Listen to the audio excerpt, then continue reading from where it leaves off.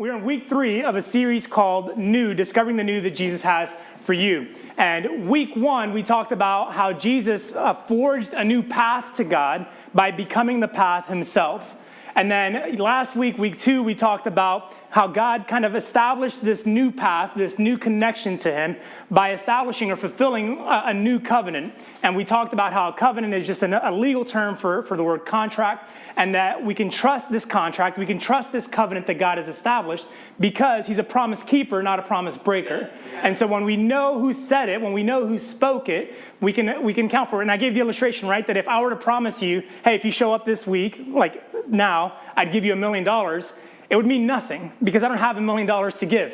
And so, but if Bill Gates were here and if Bill Gates said, hey, if you show up next week and I'm gonna give you $1 million, that might mean something because he can fulfill the promise and I can't. And so we talked about these two different pieces. We talked about, like I said, the new path, the new covenant, and maybe for some of you, you thought, you know what, this is really good. This makes sense. I'm trekking with you, and I get it. I get the idea. I'm following along. But there's this part that's kind of felt a little bit like missing. And then that part specifically is like, well, what about me? How does this new contract or this new covenant or this new path, I get the idea of forgiveness, I get the idea of freedom, I get the idea of faith for my future. I'm all in on those things, but how does this new affect my now? How does the new matter to where I'm at today? And maybe you've gone through these first 2 weeks and that's been part of your experience. You're like, okay, I get it, I agree with it, I love it, but what about today? What's happening in my life now? This is what matters.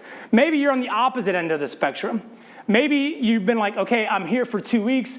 I think I get it. This whole covenant, contract, path, stuff, it feels a little bit confusing. Maybe it feels a little bit complicated or feels like, am I the only one that this doesn't make sense or I don't really get this? And maybe you just felt like this is kind of cumbersome or it feels like it's a bit kind of difficult to relate to. And you've even thought to yourself, you know what, like I love Ricky. I love Meta Church, but if this doesn't go somewhere fast, I'm out. Like I'm going to skip out for the next few weeks. I'll come back in the next series. I'll join back in when things start changing. And look, I totally get it. If you felt that, no harm, no foul. I don't feel mad because let's be honest, right? We've all been in a church situation where you're like, you know what? I don't know what they're talking about. And until they figure out what they're talking about, I could probably just sit at home and watch something on TV. We've all been there, and we all get that. And I don't know what side of the spectrum you're on. I don't know if you're like, yeah, this is good, it all makes sense, or if you're like, I'm confused, I don't know what's happening. But here's the thing. Here's why I think that's a good thing, regardless of where you're at on that. Because the reason why that question or the reason why those feelings are kind of surfacing is because at the end of the day, we all want to know, what about the here and now? What about what's happening in my life today? How does what Jesus offers, how does what Jesus established, how does that impact the way I live in this situation? Because look, let's be honest, I've got dreams. I've got goals. I have things for my career. I have places I want to be. I have things I want to see fulfilled or accomplished. And so how does the new that Jesus offers, this new that we're talking about, how does that relate and help me move forward in my life toward the destiny or toward the goals or towards the dream or towards the vision that I have? Or maybe you're thinking, you know what, like I honestly just want to know, is there such a thing as real love? I'm bouncing from relationship to relationship and feeling I'm let down and feeling like I'm bummed out by things and disappointed because something's not the way it's supposed to be or something doesn't turn out the way I envisioned it could be. And so can this new help me feel secure or help me feel like there's opportunity or hopefulness for my relationship status so that something can change and that thing that changes can actually be meaningful and beneficial to me? Or maybe you feel like kind of trapped by some different circumstances or situations that you've been in or places that you've kind of experienced where you felt frustrated or stuck.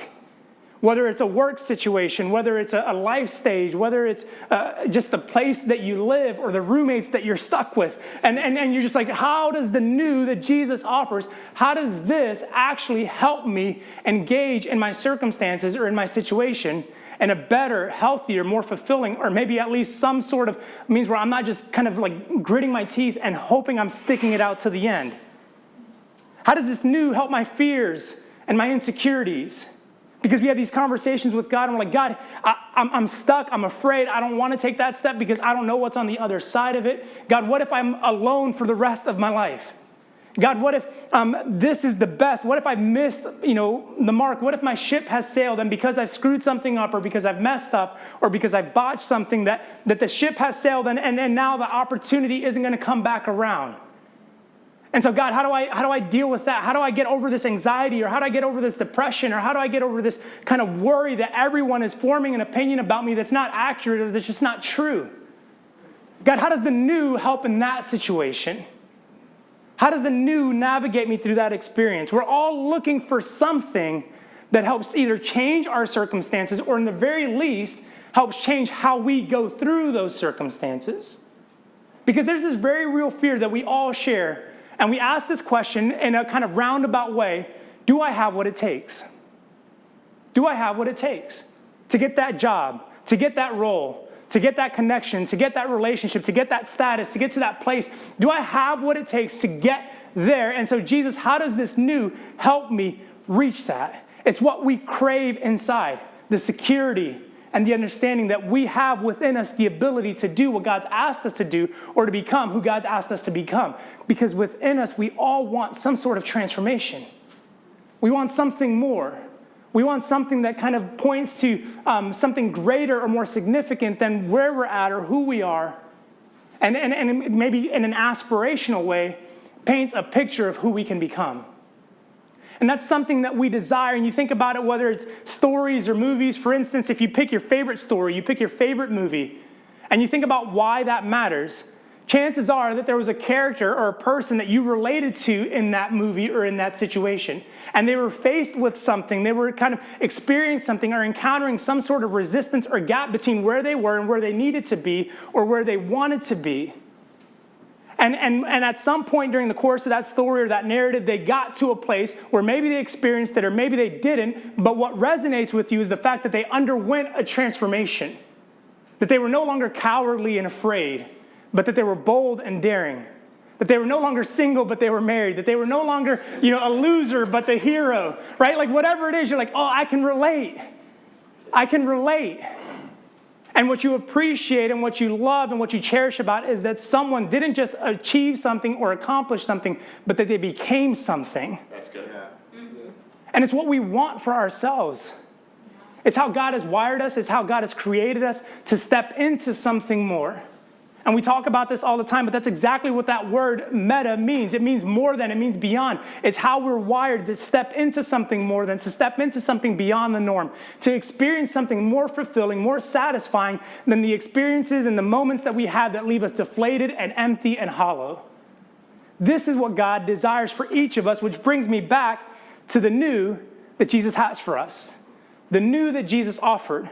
Because this new that Jesus offered promised something more than just a new path to God. Although a new path is great, although Jesus became the path, although that stuff matters and it's significant, hugely significant, it's not the end of the story, nor is it the end of the road. And though God backed that path through a promise, Jesus offered something more for us in a very personal and intimate way. In fact, the Apostle Paul would write about this new that Jesus offers in his letter to the church at Corinth. And this is how he put it, 2 Corinthians 5:17. He writes this: "This means that anyone who belongs to Christ has become a new person. The old life is gone, a new life has begun."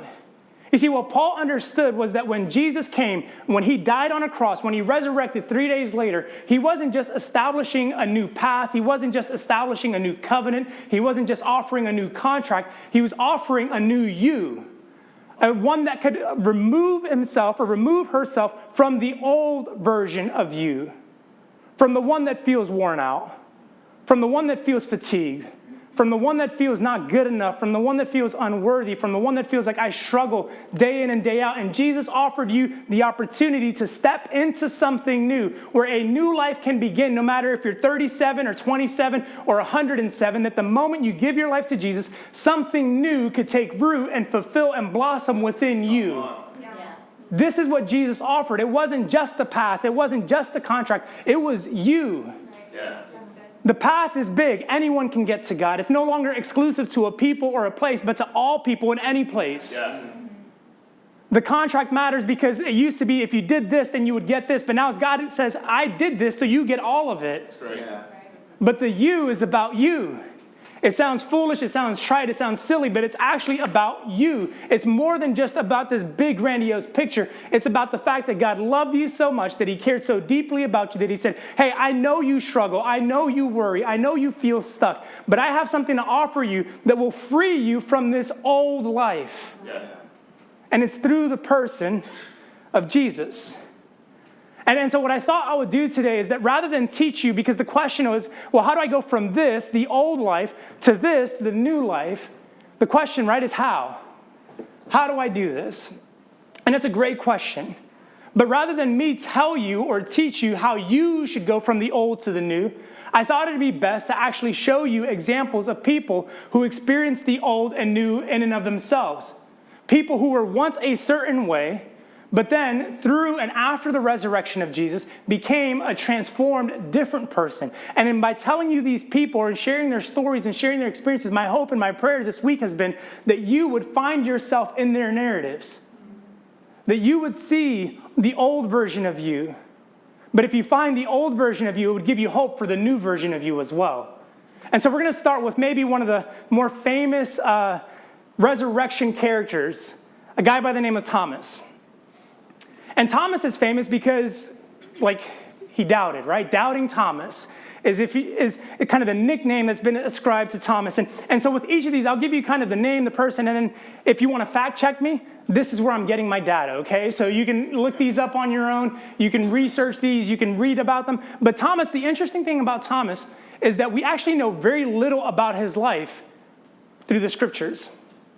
In fact, there's only 3 references to Thomas in the entirety of the New Testament that don't have to do with the fact that Thomas was one of the 12 disciples of Jesus. So 3 kind of places of reference where we can look to, where we can try to identify who he was, what he did, and what happened in Thomas. In fact, the interesting thing about Thomas is that everything we know about his life historically happened, or we learned of because of the resurrection and after the resurrection. So his life isn't described to us pre-Jesus, we only know of him post-Jesus. But the little bit that we know, we find here like John 11:16, okay? Jesus is talking about going back to a village where people were threatening to kill him. And the disciples are like, Jesus, are you crazy? They're trying to kill you. And so Thomas is like, hey, let's go with him and let's die with him. And so we know, okay, Thomas had some sort of kind of daring nature in him, but he was loyal. He's like, if my friend's going to die, I'm going to die with him. I don't got no friends like that. If Ricky's going to die, he's going to die. But I'm going to live. Those are my friends. So Thomas, he had this allegiance to Jesus. He's like, if he's going to die, I'm going to die with him.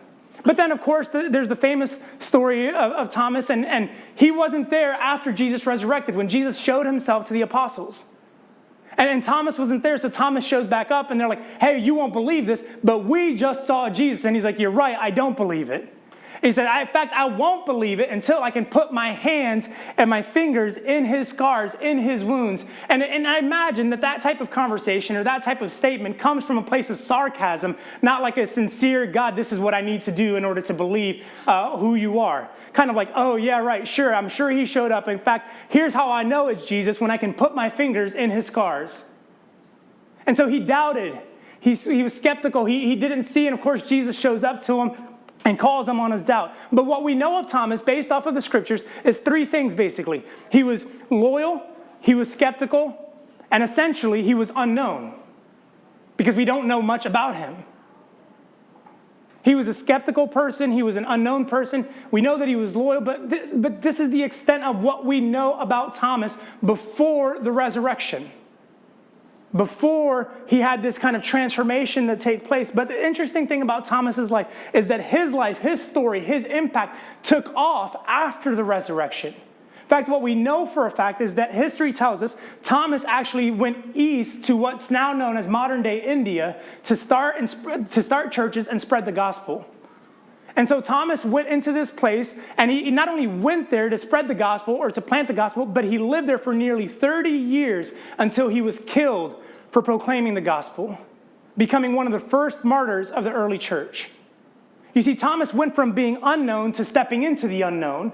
He left culture, he left, city, he left family, he left a place of familiarity and said, I'm going to go somewhere where no one else is going, and I'm going to take something that they don't know about yet, and I'm going to bless them with something because of how it's blessed me. And so Thomas went from a loyal, skeptical, unknown person to someone who was daring, to someone who was faithful, to someone who was celebrated. Even today, you can go to parts of India, specifically the mega city now known as Chennai, and they have a temple dedicated, a church dedicated to Thomas's impact in spreading the gospel throughout India and Asia.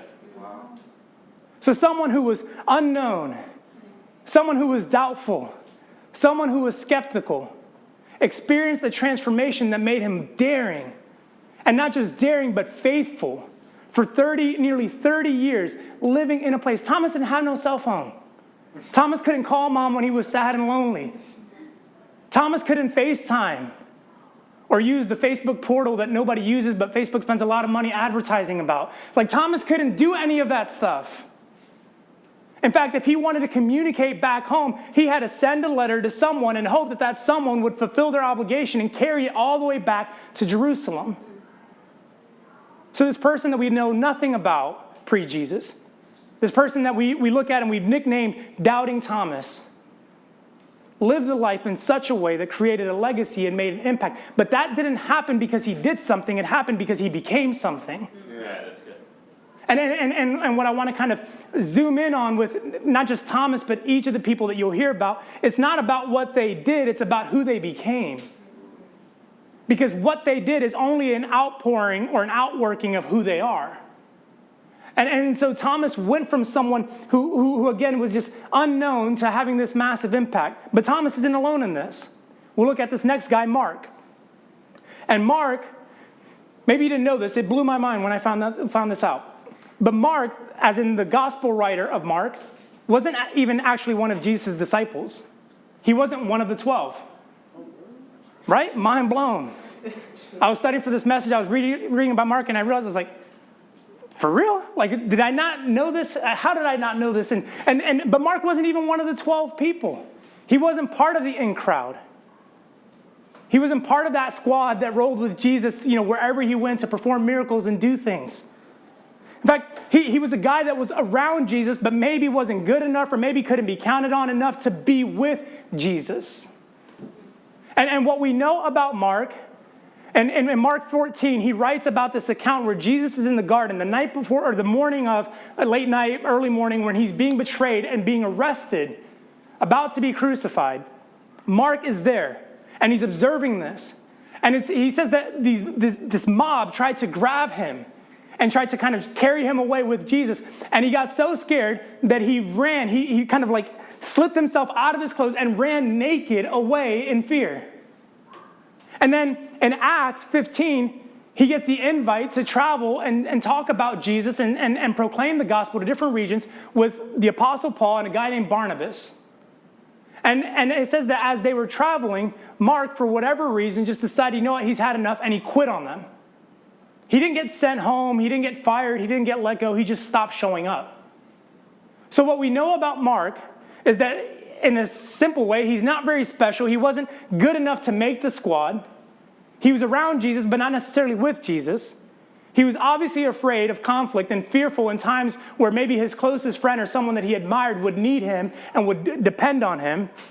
And then you would think, years later, okay, well, maybe he's learned his lesson. Maybe he can stick things out. And instead, he ends up quitting on guys as they're traveling and fulfilling a mission. I don't know about you, but the truth of the matter is when I look at my own life, I can relate. There have been plenty of times where I feel like I'm not good enough or worthy of being in God's presence. Especially when I compare my life to other people. There have been plenty of times where I've been afraid of what God is asking me to do. And the commitment he's calling me to, and I say, no, it'd just be a little bit easier to kind of ease my way back and just say, no, I'm not a part of this. There have been plenty of times where God's asked me to do something, and I'll say, yeah, I start off with all the fire and all the passion in the world, and then maybe 3 days into it, I'm quitting and forgetting all about it. I can relate to this guy. I can connect with Mark. But Mark's story, thank God, didn't end here.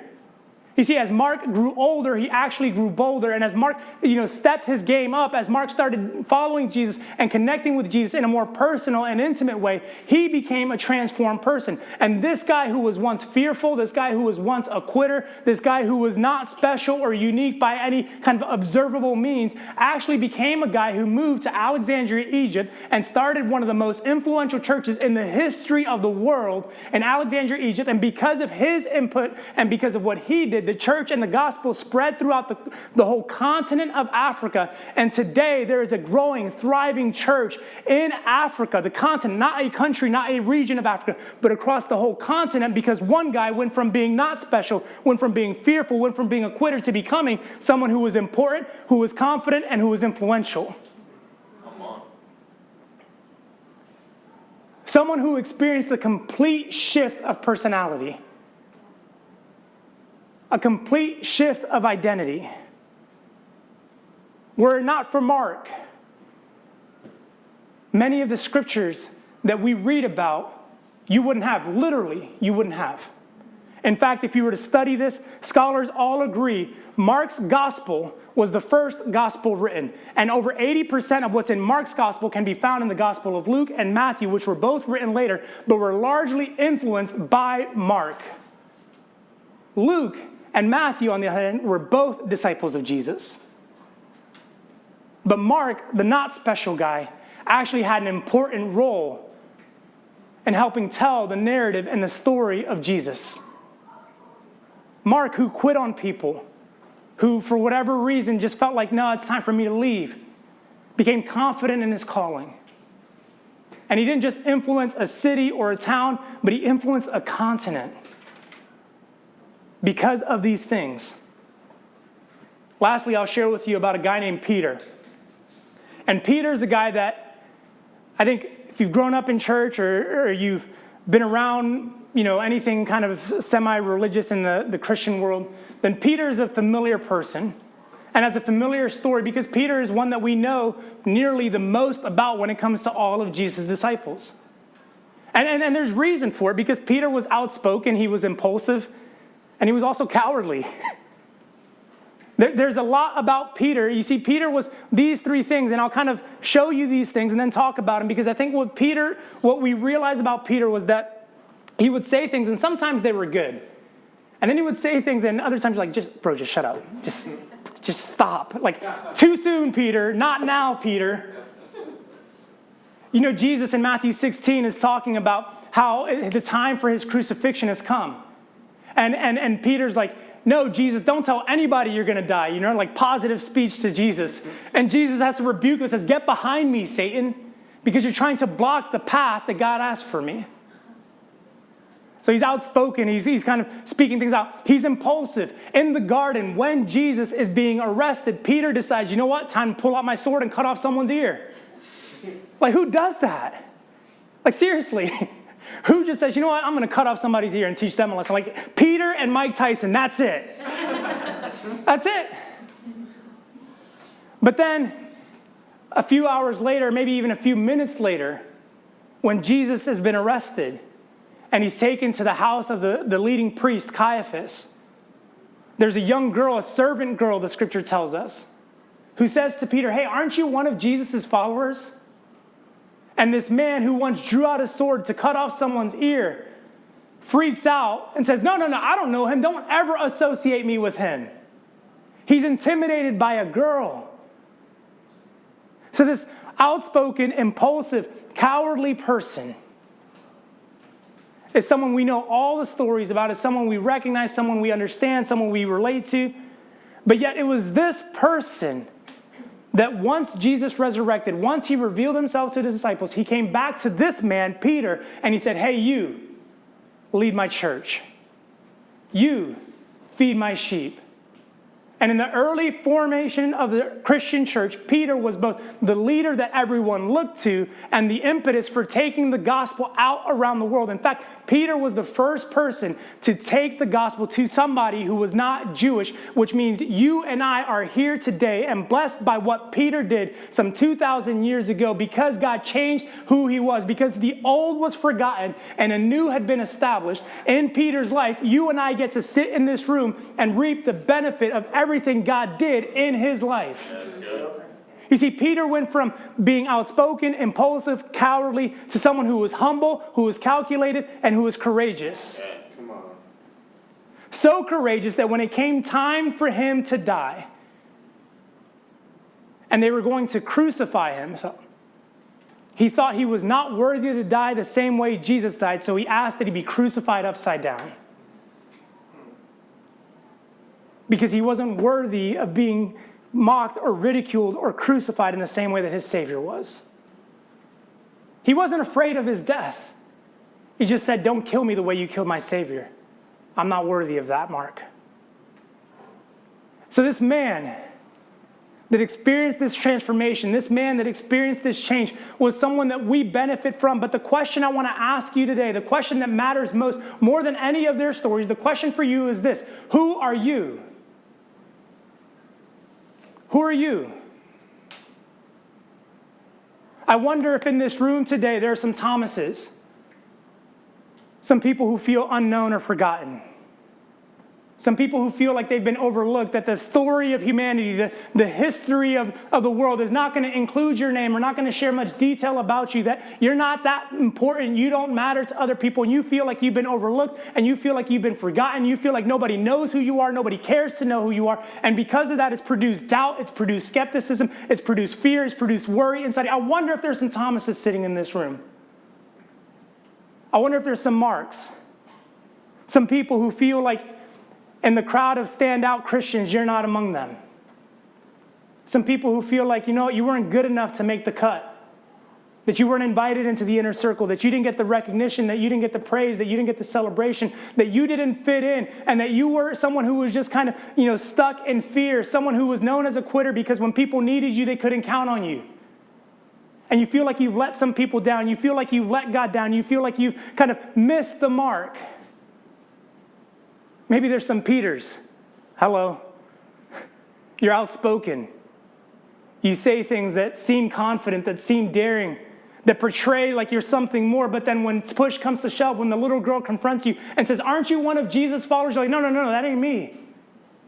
I'm not with that guy. Don't put that on me.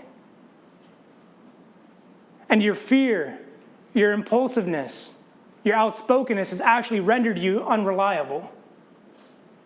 And you feel like this is your life.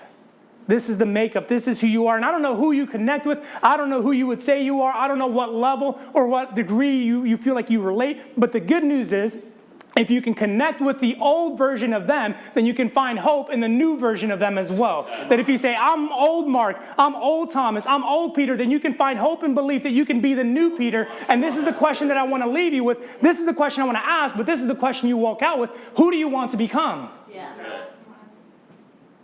Who do you want to become? What transformation do you need in your life? What experience needs to change? What experience are you going through? You say, the experience doesn't need to change. I need to change how I go through it.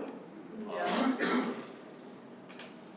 Who is it that Jesus is shaping you to be? Who is the person that you could become today if you would just let go of the old and say, Jesus, it's time for me to embrace the new. I can move from being outspoken and impulsive and fearful and a quitter, and I could become someone who's confident. I could become someone who's courageous. I could stand my ground and say, you know what, I'm going to be influential. I'm going to be impactful because of what Jesus did some 2,000 years ago on a cross when he died and when he resurrected, and say, this is the new, and I'm going to lay claim to the new that Jesus has for me because that's what he's offering me right now. Yeah. So who will you become? And again, the question renders, well, how? How do I do this? How do I go from the old to the new? And I hope that this last piece of scripture I share with you gives you a bit of encouragement and simplifies the process. And I'll use the Message paraphrase for this, but again, the Apostle Paul writing to a group of Christians he's never met, a group of Christians who were transforming and shaping and changing the world they lived in, this is what he told them to do. Said, my counsel for you is simple. How do I change? How do I let go of the old? How do I embrace the new? My counsel for you is simple and straightforward. Just go ahead with what you've been given. You've received Christ Jesus the Master. Now live him. You're deeply rooted in him. You're well constructed upon him. You know your way around the faith. Now do what you've been taught. School's out. Quit studying the subject and start living it. But Ricky, I don't have all the answers. I don't know all the scriptures. You don't need to know them. You just need to know Jesus. Well, how do I do this, or what happens in this situation? You don't need to know the answer. You just need to know that Jesus is with you, and in that moment when you need the answer, he'll provide it. Well, how do I become this to this? Jesus is already becoming that in you, and he's already given everything. It's time to quit talking about it and start living in it with what he's given you. And the beauty of that is that Jesus in you, the Holy Spirit in you, has given you everything you already need. You're not lacking anything. You have what it takes.